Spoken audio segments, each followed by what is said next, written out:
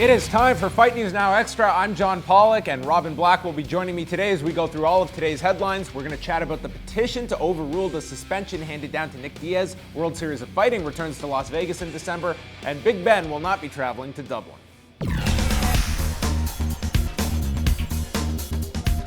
The UFC was unable to find a suitable replacement in time for Ben Rothwell, and therefore the heavyweight will not be competing next weekend in Dublin. The fight fell apart with an injury to opponent Stipe Miocic, and the new co-feature on the card will be a lightweight bout between Norman Park and the returning Reza Madadi. Park is coming off a pair of losses to Gleison Tibau and Francisco Trinaldo from earlier this year, while Madadi hasn't fought since April of 2013 after being sentenced to 18 months in prison back in 2013 for aggravated burglary.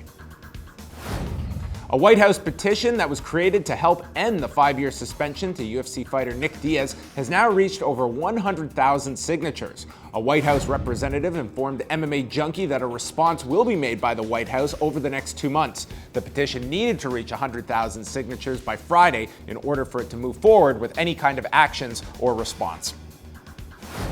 And World Series of Fighting has announced a card for Friday, December the 18th in Las Vegas at the Chelsea inside of the Cosmopolitan Hotel. This will take place 1 week after the UFC runs 3 consecutive nights in the city, including a show at the same venue.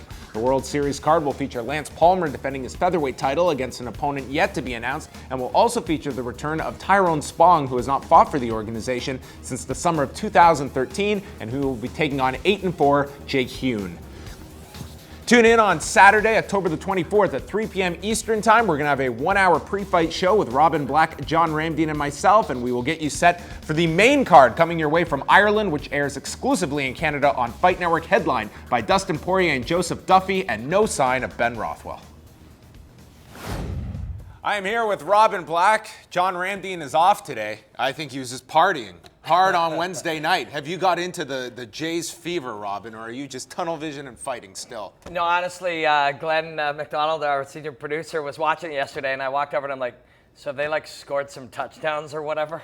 I do not give a rat's ass about the Blue Jays. He's that guy. So that'll move us right back into a fight world. Yay. There's not much to talk about in terms of forthcoming events other than World Series of Fighting. They do have a card this coming Saturday night, which is actually a pretty good World Series of Fighting card. We look ahead to the Dublin, Ireland show, and now we know Ben Rothwell is definitely not going to be fighting. There was some back and forth online. Matt Mitrione stating, hey, I wanted the fight, I asked for the fight. Of course, that's a fight they just put together earlier this year, and it was pretty decisive for Ben Rothwell. Yeah. Not much to gain if you are Ben Rothwell, but he's disputing that he turned it down, whatever you want to believe. Ben Rothwell is not fighting. Does hurt the card. At the same time, if you're Ben Rothwell, he's probably due for a big opponent rather than just keeping busy and throwing whoever at him. Yeah, I guess it really depends on the money. The dude has made some cake in his time. Even Affliction, I think, paid him a few $100,000 back then.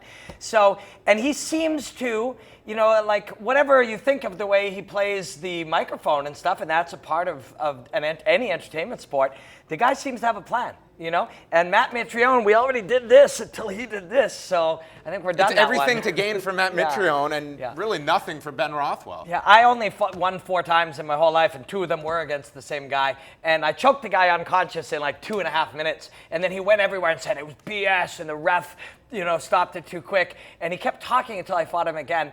And then they made it for a title, even though I was 1 and 2. And then I choked him out this time a minute faster. So if it worked out like that for Ben Rothwell, and he did it even faster and he made a bunch of money. But the downside is, if you go and lose a fight you just won, you go right backwards, and this guy has a plan. Yeah, absolutely.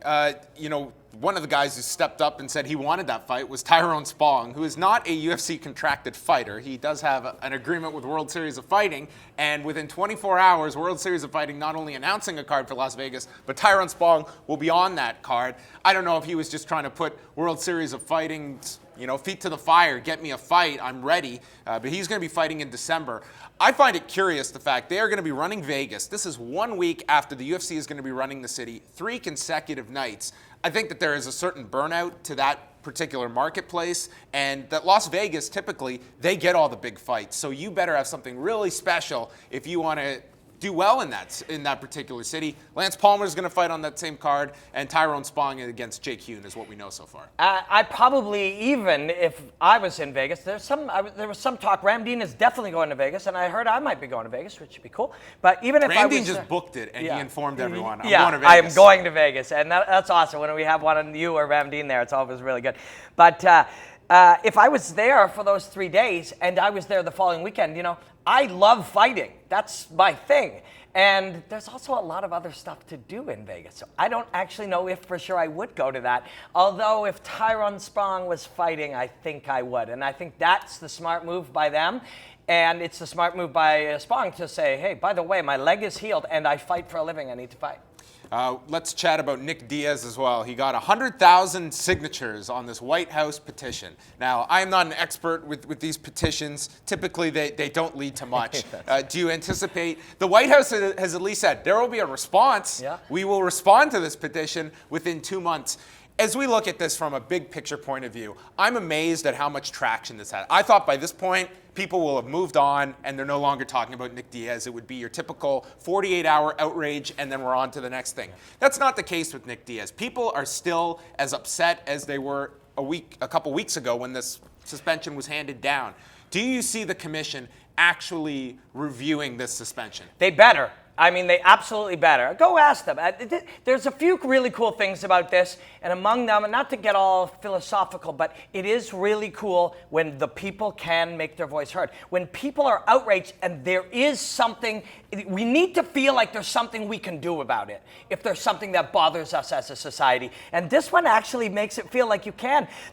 They could not answer their phones anymore. Their answering machines were full. People were sending them letters. They were bombarded underneath the reaction of the culture. And that's a good thing, man. The Nevada State Athletic Commissions are donkey sacks, and they need to get it together. It'll be very interesting because Vanderlei Silva is going back in front of the commission later this month, and with the idea that could eventually move and get his ban removed, and I think that could trickle over to the Nick Diaz case. It's going to be very interesting because in order for anything to happen, Nevada essentially has to put their hand up and say, we messed up big time. Yeah, and you know what? We all mess up big time in our lives, and it's actually not a bad thing to admit it and say you're sorry. Do it, Nevada, you donkey sacks. We will see the size of their ego in the weeks and months to come. For will. Robin Black, I'm John Pollock. Stay tuned for more Fight News Now Extra.